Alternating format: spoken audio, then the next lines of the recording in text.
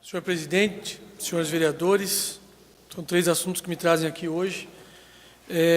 O primeiro, por isso eu saí um pouquinho aqui de canto para poder conversar com alguns assessores da casa para me inteirar de um assunto e interessa talvez ao vereador Edmar Salomão. Nessa semana, não sei precisar a data, os vereadores mirins, todos eles, foram visitar o prefeito municipal, visita de cortesia para conhecerem o executivo, esse trabalho todo que é muito bacana dos vereadores mirins. E cada um, os senhores sabem, e aqueles que nos assistem também, cada um dos vereadores e do suplente é apadrinhado por um de nós, né?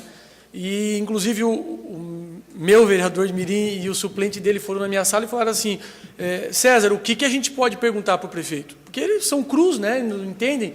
E aí eu falei, olha, pergunta o que ele pretende, como é ser prefeito, qual é a dificuldade, qual é a facilidade, o que é bom, o que é ruim. Aquela conversa, porque são crus. Aí ele me perguntou também assim, mas, presidente, me explica uma coisa que todo mundo fica falando, eu não entendo porque eu vejo no jornal, minha mãe falou também. O que é esse negócio de oposição e situação? Eu também expliquei da forma que eu achava mais conveniente para eles e tudo mais. O que eu quero dizer com isso? A maioria deles ainda é muito crua, né? E essa pureza é muito bacana porque depois de um certo tempo se perde a pureza. Eu posso dizer, porque até disputei eleição de diretório estudantil universitário, e ali a disputa começa a ficar aguerrida, porque muitas vezes a ideologia política entra ali dentro. E dentro das escolas, não. Por que eu estou falando isso? Porque um fato me chamou a atenção, que me contaram. A presidente das Câmaras de Vereadores mirins, a Dini, ela é muito bem articulada. Qualquer um que já assistiu a uma sessão pode perceber isso. Inclusive, ela emocionou a todos e também o vereador Fernando Malon com um discurso que fez certa feita aqui, e, de fato, é muito bem articulada. E o que me chamou a atenção foi que ela perguntou para o prefeito, de todas as perguntas feitas, que me chamou mais a atenção. Seu prefeito, afinal, o senhor sabe o que é sinecura? E o prefeito, né, como a gente ficou, eu pelo menos fiquei na última sessão, deu aquela balançada, porque é uma palavra que não se ouve todo dia. E aí, eu não sei qual foi o andamento, mas o que me surpreendeu mesmo foi o que ela disse em seguida. Ela disse assim, pois é, porque ficaram falando disso na Câmara de Vereadores, mas se esqueceram do tempo que eles estavam aqui.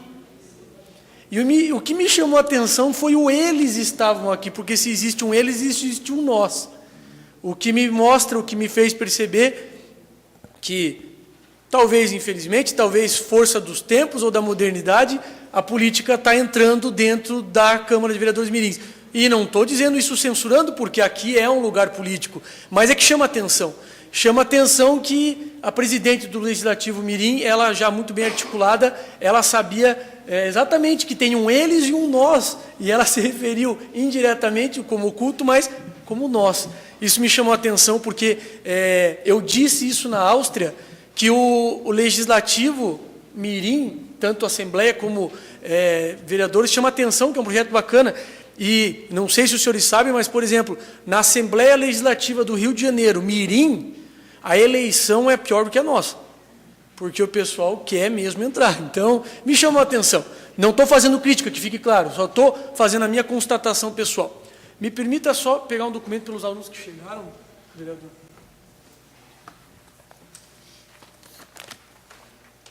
Me parece que os alunos da Escola Básica Frederico Frendes, que acabam de chegar, sejam muito bem-vindos a essa casa, tiveram um pequeno contratempo com o transporte, mas já de inopino eu quero dizer o seguinte, hoje essa Casa de Leis restaura uma coisa muito boa, que eu reputo muito boa, daquele compromisso de levar a Câmara até a comunidade, restaura o Escola, vai ao Legislativo.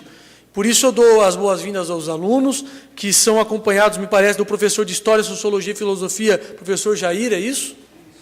Tá ali. Obrigado, professor, por trazer os seus alunos. Tomara, pena que chegaram um pouco tarde, mas ainda é tempo de pegar a palavra livre, que é onde os vereadores podem externar tudo aquilo que desejam de uma forma mais ampla. Então, feito esse registro, eu queria dizer que daqui por diante a intenção é que sempre mais alunos se façam aqui presentes. Continuando, eu queria dizer a respeito, fazer um convite, os senhores vão receber, senhores vereadores, um convite da minha assessoria, da minha parte, a respeito de um projeto que eu tinha a intenção de ter lançado já 4 anos atrás, não consegui, e agora, como vereador eleito, eu quero fazer de tudo para conseguir, que é o projeto ônibus universitário. Essa ideia já existe em várias cidades de Santa Catarina, e São Bento é uma cidade bastante importante no projeto ônibus universitário, e esses alunos que estão aqui um dia, e talvez muito em breve, ainda utilizarão disso. Por quê? São Bento do Sul, embora tenha cursos universitários, não tem todos, não contempla todos, obviamente. O que acontece? Uma quantidade muito grande de estudantes precisa ir a Joinville, Jaraguá do Sul e Mafra, especialmente, todos os dias, vão e voltam. É uma coisa cansativa, porque a maioria deles trabalha o dia todo, pega o ônibus, a van, vai até essa cidade e volta meia-noite, 1h de manhã, 7h da manhã, está na peleia de novo. Qual é o objetivo desse projeto ônibus universitário? É criar a associação dos estudantes para que eles consigam representatividade, para conversar com o prefeito municipal, que tenho certeza vai gostar da ideia, para que subsidie o valor de passagem daqueles alunos carentes que precisam de transporte para quê? Para estudar. Porque tanto se fala de proporcionar condições de estudo, então vamos proporcionar. E é esse meu pedido. Já fico registrado o pedido ao prefeito para que consiga fazer isso. Eu tenho certeza que vontade existe, recurso a gente tem que correr atrás, mas eu convido já os vereadores para que no dia 25, próximo sábado, às 1h30 da tarde, estejam aqui na medida do possível. Os estudantes certamente lotarão esse plenário. E também presidentes das entidades de São Francisco do Sul virão para representar e explicar como fazer. Fica aqui o convite, faço votos que aqui compareçam. E meu último assunto é a respeito da falta de reajuste dos servidores públicos municipais. Não preciso fazer retrospecto, porque muito está sendo falado hoje na imprensa, mas como eu conversei com muitas pessoas e saiu no jornal, eu preciso fazer 2 ponderações específicas. Faço a primeira, a respeito da atuação do sindicato. Acho que a atuação do sindicato está sendo como deve ser, de conversa num primeiro momento. Não adianta, eu falei com a presidente hoje, que esteve nessa casa, nos prestando esclarecimentos, foi bastante bacana a conversa, foi bastante profícua a conversa, e o sindicato está fazendo exatamente o que tem que ser feito, na minha opinião, um passo depois do outro, para no momento certo fazer o que tem que ser feito. Agora não é momento de fazer nada de inopino, tem que esperar o momento certo. O que me chama a atenção, e me chama, quando se fala da postura do sindicato, dizer, está tudo bem, fique assim mesmo, e eu li algumas palavras de pelego e tudo mais, que são fortes, mas o que me chama a atenção é o seguinte, é o assessor jurídico do sindicato. Por que eu digo isso? O assessor jurídico eu digo porque, primeiro, eu sou advogado. Segundo, que nós temos aqui na Câmara 7 advogados, vereadores, assessores e outras coisas mais. Eu confio e muito no meu assessor jurídico, o Dr. Vanderlei Gesser. O prefeito Magno Bauman confiava e muito em mim quando eu era procurador do município. E, com certeza, a presidente do sindicato confia e muito no seu assessor jurídico, Dr. Osni Sominski. O que me causa estranheza é colocar na mesa de negociação o advogado do sindicato que levantou a bandeira do prefeito na campanha, é presidente do PCdoB, que é da base do governo, e tem indicado o seu ocupando o cargo dentro do PROCON. Me causa estranheza porque o cara é o clássico, né? O lobo cuidando das galinhas. Ele, de um lado, protege os interesses do sindicato e, no outro, tem interesse dentro da prefeitura. De que forma isso vai funcionar? Eu não consigo entender como alguém que segura a bandeira num dia dizendo prefeito, Fernando Turic para prefeito, ganha e depois vai dizer prefeito, você não vai fazer isso. Nós sabemos que não funciona assim. E me causa estranheza. E mais do que estranheza, me causa preocupação, porque é o interesse de mais de 2.000 pessoas que está em jogo nas mãos também de um assessor jurídico desse. Me preocupa, me causa desgosto e vamos esperar, porque terça-feira tem mais uma rodada.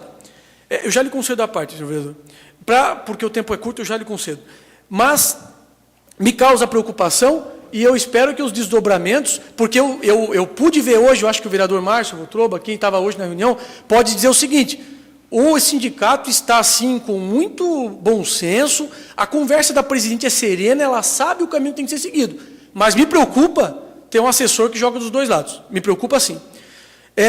Nesse sentido, e saiu veiculado principalmente no jornal A Gazeta e me parece no Tribuna, a intenção que eu tenho juntamente com meus pares, pelo menos a intenção ainda, de reajustar os salários dos servidores da Câmara. Por que isso? Isso eu quero deixar claro porque me perguntaram hoje. Se isso acontecer, é dos servidores da Câmara e não dos vereadores. Vereador aqui, não nesse ano pelo menos, não vai ganhar 1 centavo a mais.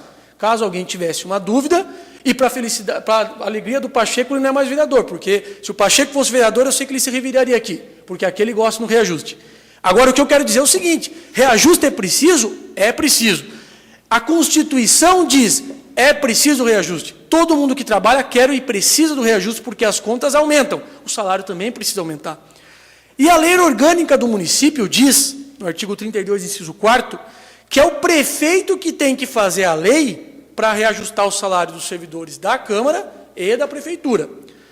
Então é o seguinte, o prefeito faz, chega aqui na Câmara, todo mundo sai feliz, ou não, e aí acabou o problema. O que acontece quando o prefeito não dá um reajuste?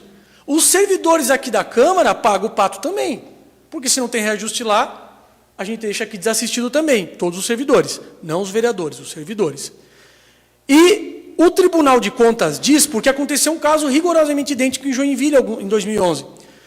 O Tribunal de Contas diz o seguinte, segundo o entendimento, a Câmara de Vereadores pode fazer uma lei sozinho, sobretudo diante da inércia do Poder Executivo. Ou seja, eu tenho que respeitar o regimento interno. E farei isso, a lei orgânica. E farei isso sempre, evidentemente. Primeiro porque sou conhecedor da lei e segundo porque sou vereador. Mas, em não sendo cumprido, eu tenho que cuidar daqueles que estão sob nossos cuidados. Por que eu digo isso? O prefeito tem o dever para com todos. E eu tenho o dever como presidente dessa casa com aqueles que aqui trabalham comigo. Então, o que eu faço? Se o prefeito não reajustar os salários dos servidores públicos, eu, com aqueles que forem junto, vou reajustar no patamar inflacionário de 8,46 o vencimento dos servidores dessa Casa de Leis. Porque é uma questão de gestão. O prefeito administra a prefeitura como ele quer. Eu, dentro do que manda a lei, administro essa Câmara de Vereadores como melhor me aprouver e como manda a lei. E a lei está me mandando reajustar os salários. A Constituição faz isso. Seu tempo, vereador. Dito tudo isso, me desculpe pela falta da parte, vereador, numa próxima.